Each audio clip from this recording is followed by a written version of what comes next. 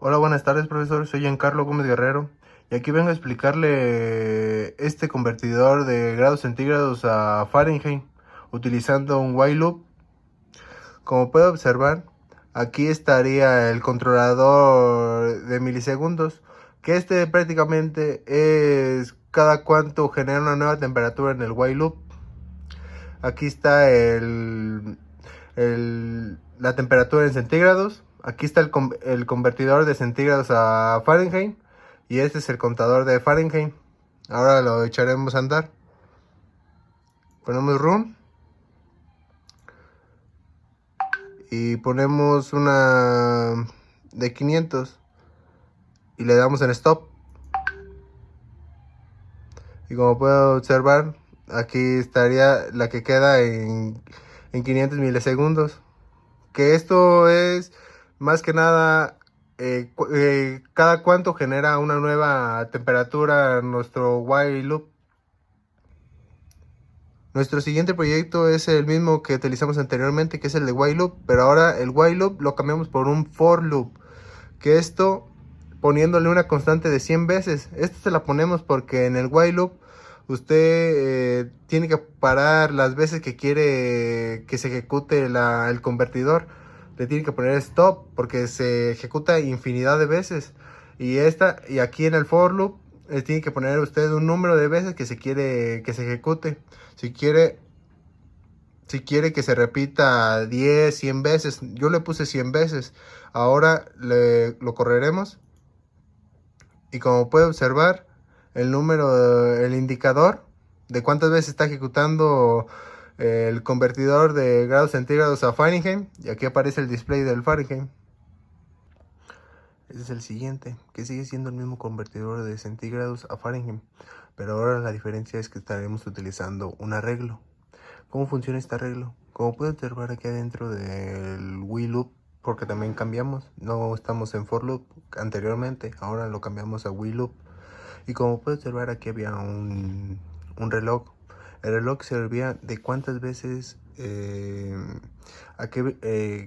iba contando a cuánta velocidad te iba marcando las diferentes, generando las diferentes cantidades de temperatura. Ahora la diferencia es que este es un indicador de interacciones que, como puede ver, aquí tenemos que le pusimos una constante que es de 250, o sea que 250 veces se va a generar diferentes temperaturas. Pero ahora, ¿qué es la diferencia de esto? Por este túnel de Indux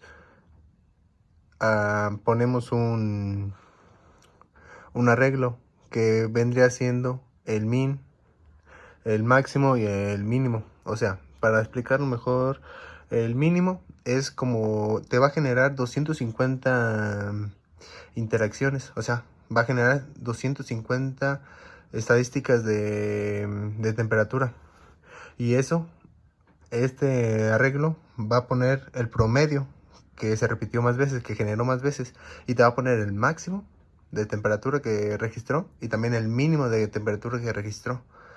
Esto lo sabremos al ponerle stop a nuestro circuito. Ahora lo iniciamos, lo ejecutamos.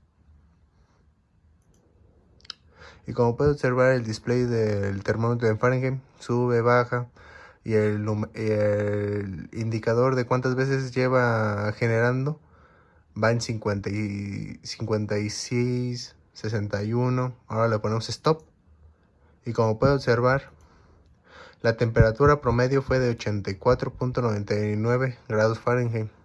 El máximo fue de 87.885 grados Fahrenheit y el mínimo fue de 79.5851 grados Fahrenheit. Seguimos trabajando con el mismo VI, pero solo ahora lo que se nos pidió fue poner un límite a la temperatura que fuera de hasta el tope, que sería de 85 grados Fahrenheit. Como yo lo hice, agregué un greater, que es un mayor a que. En entrada X coloqué lo que es el convertidor, que es de grados centígrados a Fahrenheit. Y en el otro, en la otra entrada, en la Y, puse una constante de que aquí es donde debería ir 185, perdón, pero está 150 para que quiero hacerles un ejemplo. Y la salida del grater entra a una OR, y a la otra entrada de la OR entra la salida del stop, y la salida de la OR entra a la terminal de punto rojo del while loop. Ahora, como mencioné anteriormente, quiero poner un ejemplo de que la temperatura máxima será 150, o sea, el tope. Iniciamos. Y como puede ver, aquí está contando los números de cuánto está generando. Ponemos el stop. Y como puede observar, tiene, como anteriormente, son 250 veces que me va a generar. Generé 24. Y como puede observar, no llegó ni siquiera al top al máximo, al tope, que sería 150. Ahora lo cambiamos y ponemos 85.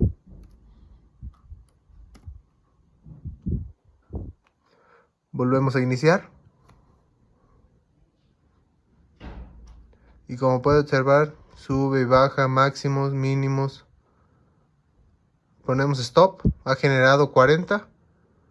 Y como puede observar, el máximo es de 84.95 y el mínimo de 74.5851. Lo volvemos a iniciar. Y como puede observar, se apagó automáticamente. ¿Por qué? Porque llegó al máximo, que sería el de 85 grados Fahrenheit. Ahora este instrumento visual simula la adquisición de temperatura utilizando un lazo FOR con 100 muestras y un intervalo de 20 milisegundos, perdón, entre cada una. La señal de la temperatura se muestra en la gráfica. Además que tiene un control booleano, que es un interruptor, que es para meter un 1 o un 0. Esto es para que se muestre la señal de temperatura simulada. También se utiliza la función de tcomp para medir el tiempo de adquisición. Esto se calcula la diferencia entre el tiempo inicial y el tiempo final del proceso. Esto permite observar cómo el AVI puede ejecutar varias funciones casi de manera simultánea. Es como ahora lo ponemos a prueba, en marcha. Y como puede ver, perdón. Ahora metemos un 0. Como puede ver, subió. Pero ahora lo volvemos a encender. Y le metemos un 1 y baja drásticamente la gráfica, como puede usted observar. No se muestra el tiempo porque este se realiza afuera del lazo de for y las funciones se ejecutan casi al mismo tiempo. Ahora pasemos a las preguntas. ¿Qué opina de este tiempo? Mejor la leo desde el principio. Ejecute el V1 y analice su funcionamiento. ¿Qué resultados se obtiene del indicador llamado tiempo S? Vuelve a ejecutar y observa el valor de dicho indicador. ¿Qué opina de este? Y es lo que mencioné anteriormente. El indicador de tiempo muestra un valor cercano a 0. Y es casi 0 porque es un ciclo de 100, que es por 20 milisegundos. Entonces serían 100 por 20, serían 2000. Y en todo eso lo dividimos entre 1000, como puede observar acá. Lo dividimos entre 1000. Así que sería de 2 milisegundos lo que sería el tiempo en ejecutarse. Por eso tarda muy poquito en funcionamiento el circuito, como puede observar. Es 1, 2 y ya. Respondiendo a la pregunta, el valor sigue siendo el mismo, que es cercano a 0. Es lo mismo. Ahora pasemos a la tercera pregunta. Esta dice: ponga a la vista el diagrama de bloques. ¿Qué funcionalidad requiere la interconexión de la función fuera del lazo for. Bueno, esto es prácticamente lo que estamos diciendo, que esta permite que varias funciones se ejecuten al mismo tiempo afuera de LabVIEW. O sea, afuera del lazo for se pueden ejecutar varias funciones. Pasemos a la pregunta número 4, que dice: note las funciones que se ejecutan casi simultáneamente por tener tasas disponibles. Bueno, la respuesta de esta sería que se ejecutan casi simultáneamente. La simulación de la temperatura, la gráfica y la medición del tiempo es prácticamente al mismo tiempo. Por eso es que por eso es que lo da casi al instante o casi ni se nota. Pregunta número 5 dice: delibere por qué es lógico el valor 0 que resulta de ejecutar el instrumento.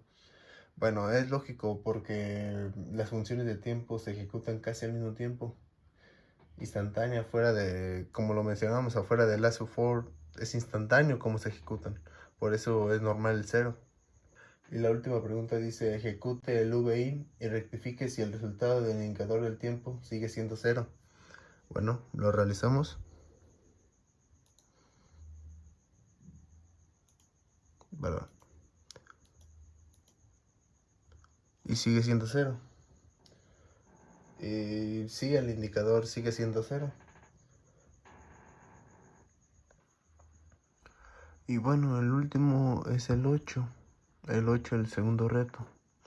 Y como puede observar, aquí ya lo metí en una de arrastre, cada uno de los circuitos anterior. Pero aquí sí te pido una disculpa, profesor, porque no me salió. Porque ya igual subo un 1, me sigue mostrando un 0.